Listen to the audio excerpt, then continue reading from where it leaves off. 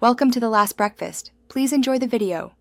In this video, I will explain how to make curry chutney. First, gather your fresh ingredients, including 2 ripe mangoes, 1 large onion, and a 2-inch piece of ginger. Next, measure out your spices: 2 tablespoons of curry powder, 1 teaspoon of turmeric, and a half teaspoon of chili flakes.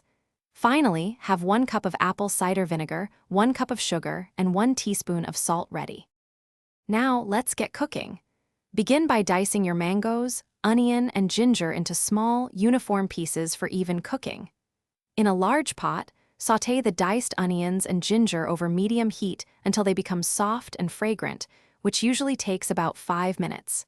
Then, add the prepared mangoes along with your measured spices, stirring well to combine everything. Next, pour in the apple cider vinegar, sugar, and salt, stirring thoroughly to dissolve the sugar. Bring the entire mixture to a gentle simmer over low heat, ensuring it doesn't boil too vigorously. Continue to cook, stirring occasionally, for about 45 to 60 minutes, or until the chutney has thickened to your desired consistency. It should coat the back of a spoon. Once your curry chutney has reached the perfect thickness, remove it from the heat and let it cool completely at room temperature. This cooling process is important for flavor development and safe storage.